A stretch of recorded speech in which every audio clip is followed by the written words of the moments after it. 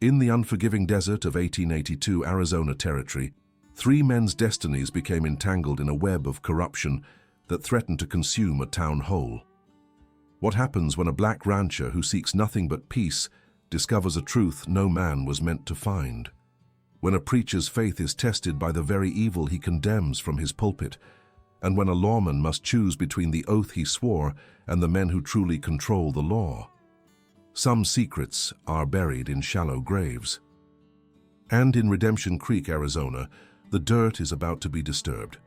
Stay until the end to witness how these three unlikely allies faced a conspiracy so vast that history itself tried to erase it from memory. Because sometimes the most dangerous thing in the West wasn't a gun, it was the truth. Before we ride deeper into this powerful story, I need you to do something right now. Hit that subscribe button and ring that notification bell. Why? Because here at The Black Rancher, we're uncovering the hidden stories of black heroes who helped shape the American frontier, stories deliberately buried by those who wrote our history books. If you believe everyone deserves to see themselves in America's great narrative, share this video now.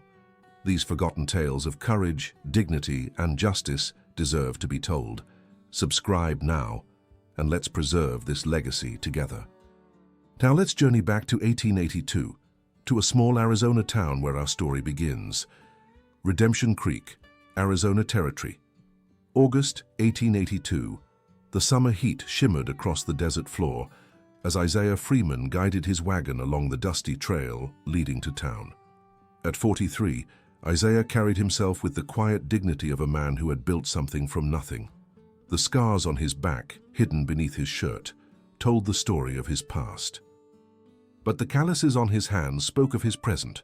5 years of transforming 300 acres of seemingly worthless land into the territory's most promising cattle ranch. The Promised Land Ranch sat 10 miles outside Redemption Creek, where the desert unexpectedly yielded to a valley fed by underground springs.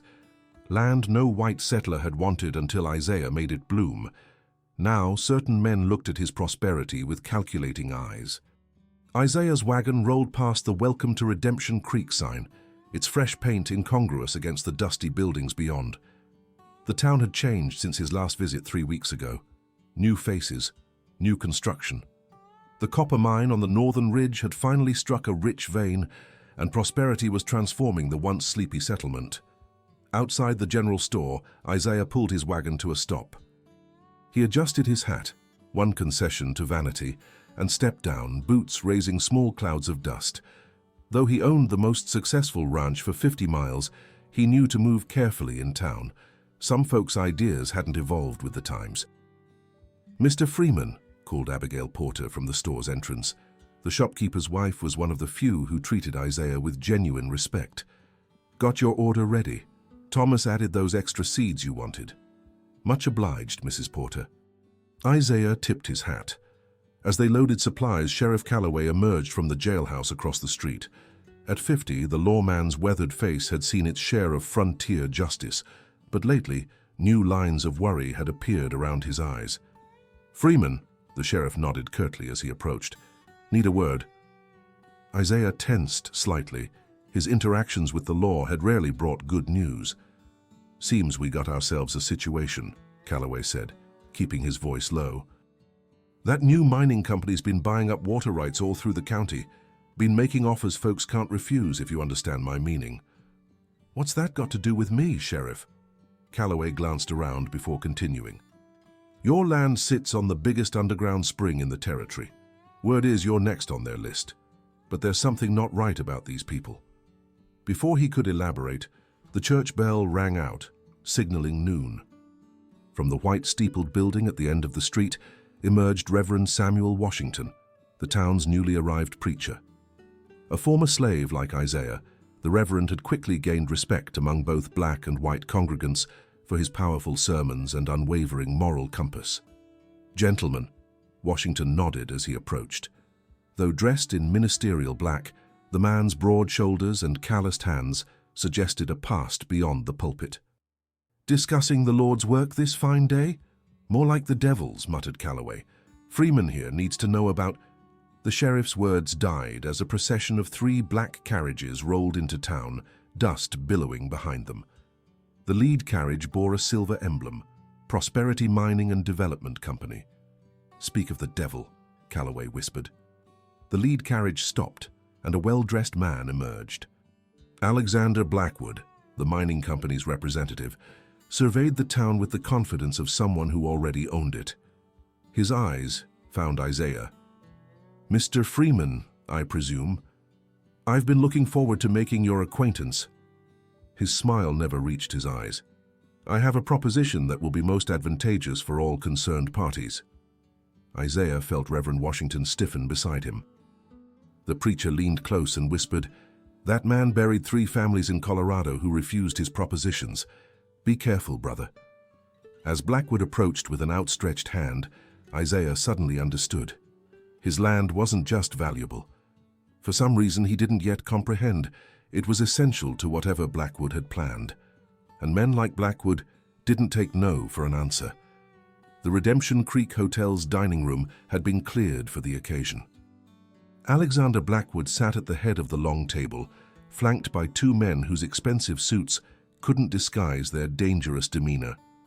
At the opposite end sat Isaiah, with Sheriff Calloway to his right and Reverend Washington to his left, an arrangement neither Blackwood nor the sheriff had anticipated. "I'm curious, Reverend," Blackwood said, swirling brandy in a crystal glass. "What interest does a man of the cloth have in a business negotiation?" "Where matters of community welfare are concerned, the church has always maintained a watchful interest," Washington replied evenly. "Especially when those negotiations affect my congregants." Blackwood's smile tightened. "Of course." He turned his attention to Isaiah. "Mr. Freeman, let me be direct. Prosperity Mining requires water, substantial amounts for our new processing technique. Your land sits atop the largest aquifer in the region. We're prepared to offer $15,000 for your property, a most generous sum." A murmur rippled through the room. It was indeed a fortune by frontier standards.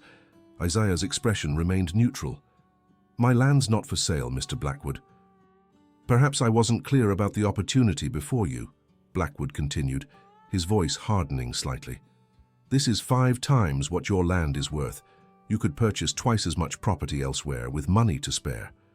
"The promised land isn't just property to me, sir," Isaiah said firmly. "It's my legacy, my freedom made manifest."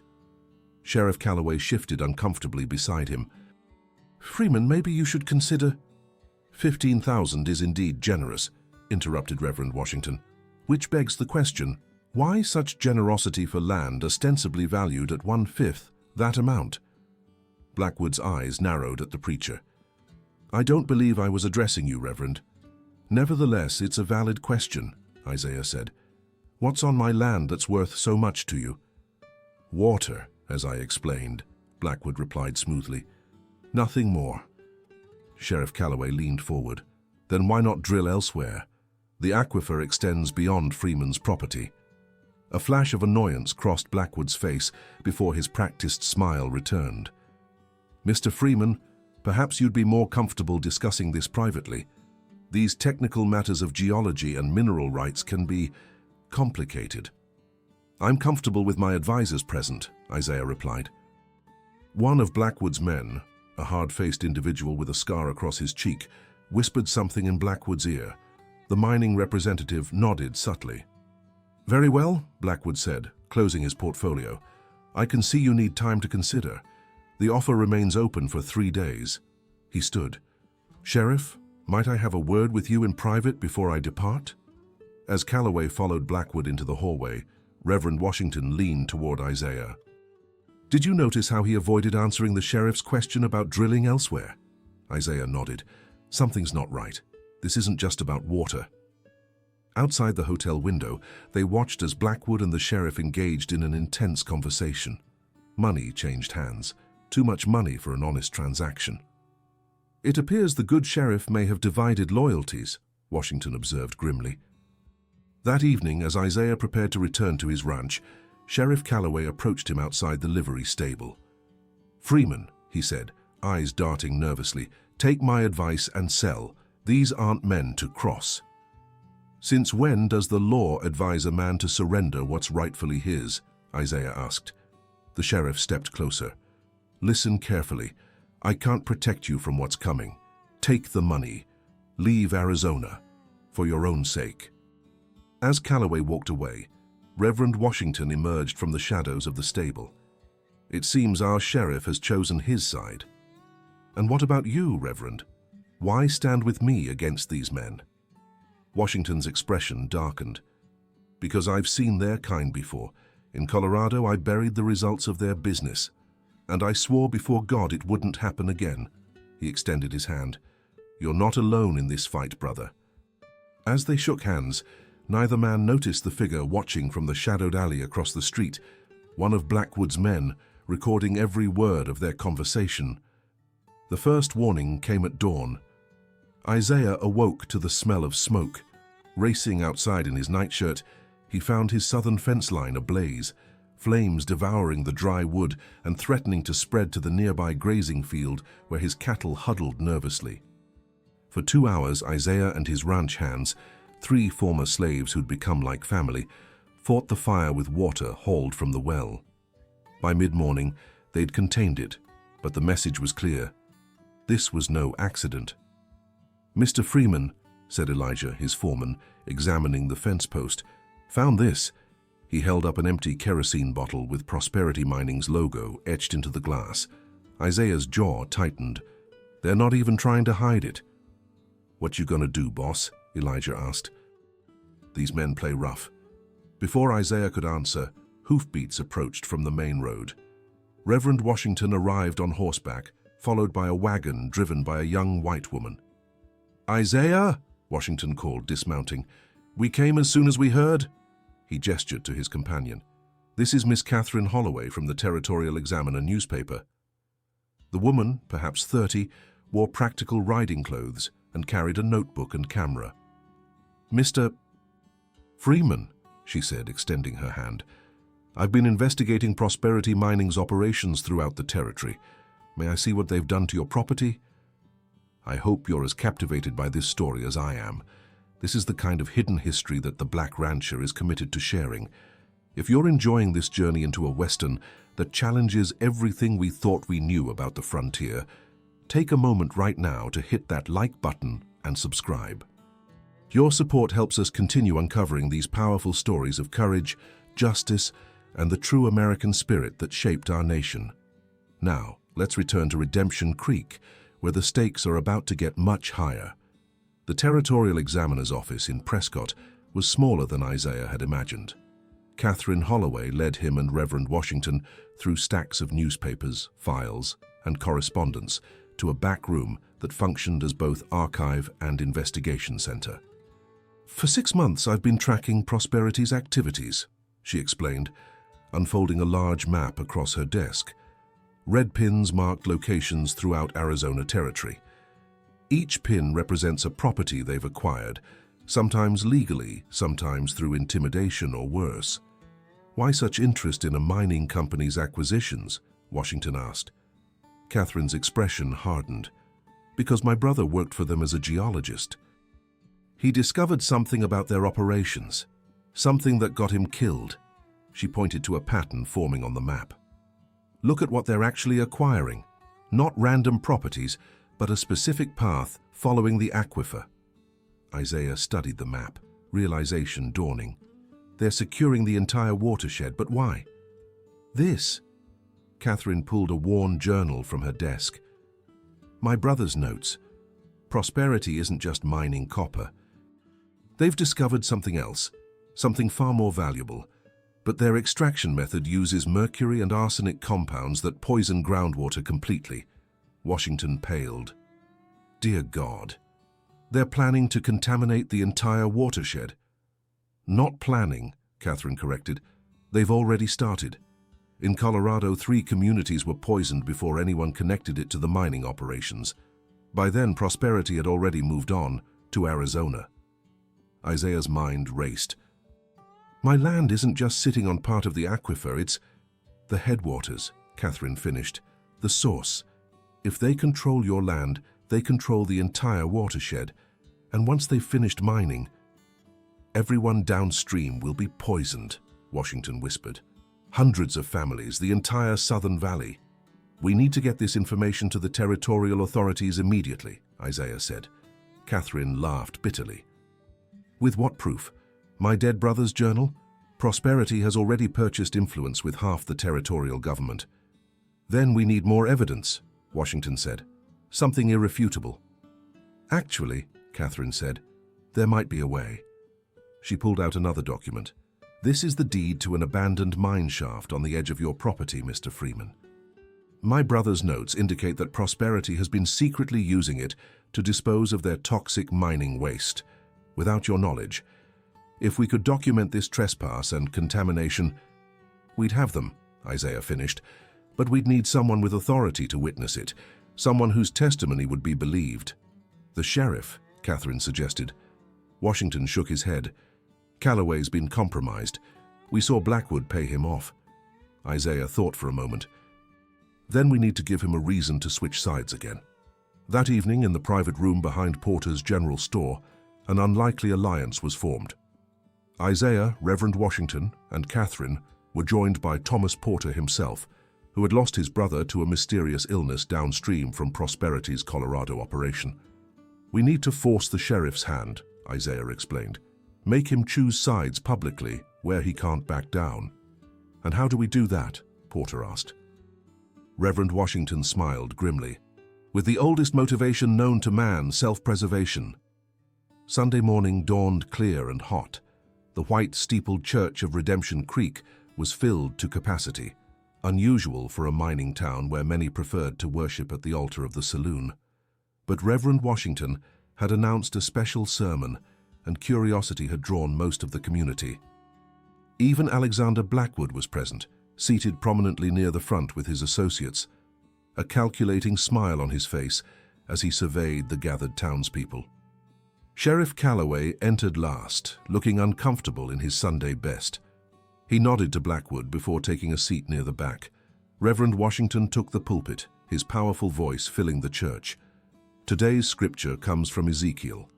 "The soul who sins shall die. The son shall not suffer for the iniquity of the father, nor the father suffer for the iniquity of the son." His eyes swept the congregation. But what happens when the sins of a few powerful men bring death to innocent families, to entire communities? What happens when those entrusted with protecting the innocent instead protect the guilty, for silver coins that will forever bear the stain of blood? Blackwood's smile faded. Sheriff Calloway shifted uncomfortably. "Yesterday," Washington continued, "a grave sin was discovered in our midst." He gestured to the church doors, which opened to reveal Isaiah and Catherine carrying a large wooden box. Evidence of a crime so heinous that God himself must weep at its cruelty. They placed the box on a table before the altar. Isaiah removed the lid, revealing glass jars filled with water samples, dead fish, and contaminated soil. This evidence comes from the abandoned mine shaft at the edge of Mr. Freeman's property, where Prosperity Mining has been secretly dumping poisonous waste for months. Waste that is already contaminating our watershed, waste that will bring slow death to every man, woman, and child in the Southern Valley. Gasps rippled through the congregation. Blackwood stood, his face contorted with rage. "This is slander. How dare you accuse—" "It's not slander if it's true," Catherine interrupted, stepping forward. "As a reporter for the Territorial Examiner, I've documented everything, including how this same company poisoned 3 communities in Colorado. Communities where my brother died investigating their operations." Blackwood's hand moved toward his coat, where a bulge suggested a concealed weapon. "Sheriff, arrest these people for defamation." All eyes turned to Calloway, who stood frozen in the aisle. "Sheriff," Isaiah said calmly, "I believe you have a choice to make, right here, right now. Before God and this community," Reverend Washington's voice rang out again, "Joshua 24:15, choose this day whom you will serve." Sweat beaded on Calloway's brow as he looked from Blackwood to the evidence on the table, then to the congregation, his neighbors for 15 years, watching, waiting. "Mr. Blackwood," he said finally, his voice finding strength, "I'm placing you and your associates under arrest for criminal contamination, trespassing, attempted intimidation, and—" He paused, drawing his gun as Blackwood reached for his own weapon. Attempted murder if you don't remove your hand from that coat. What followed was chaos. Blackwood's men drew weapons. Several townspeople screamed and ducked for cover. But they hadn't counted on a church full of frontier folk who'd come prepared for trouble. Rifles appeared from beneath pews. Thomas Porter and several other shopkeepers moved to block the exits. "It's over, Blackwood," Calloway said, his gun steady. "The territorial marshal is already on his way with a full report. Miss Holloway's story is being printed as we speak. There's nowhere to run." Blackwood's cold composure finally shattered. "You think this ends with me? Prosperity Mining has directors in San Francisco, Chicago, New York. They'll send others. They'll buy another sheriff, another judge." "Perhaps," Reverend Washington said, stepping down from the pulpit to stand beside Isaiah and Calloway, the black rancher, the lawman, and the preacher united. "But they'll find something they don't expect." "And what's that?" Blackwood sneered. Isaiah answered, "A community that stands together, that values life over gold. That has finally learned that injustice to one is injustice to all."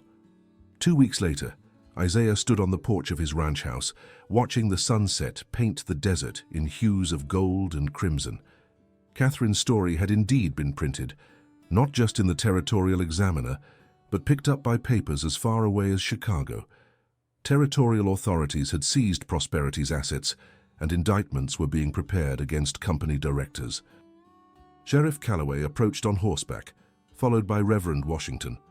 "Thought you might want to know," Calloway said, dismounting. "Territorial Governor himself is coming to oversee the cleanup operation. Your water rights are secured and protected by new legislation." "Good news indeed," Isaiah nodded. Washington smiled. "I believe this calls for a celebration. The church is hosting a community supper tomorrow." "The entire town's talking about the 3 unlikely allies who saved Redemption Creek. The black rancher, the lawman, and the preacher," Calloway mused. "Sounds like a tale no one would believe."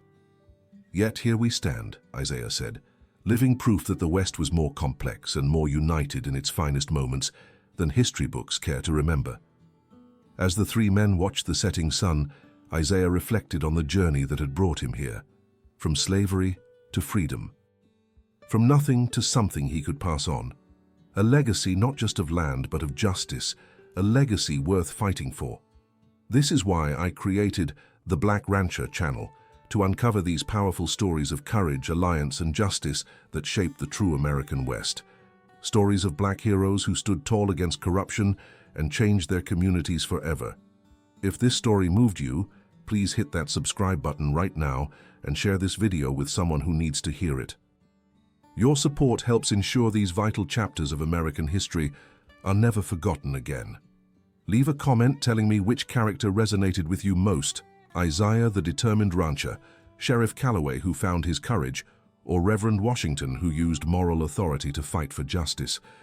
Thank you for joining me on this journey into our shared past.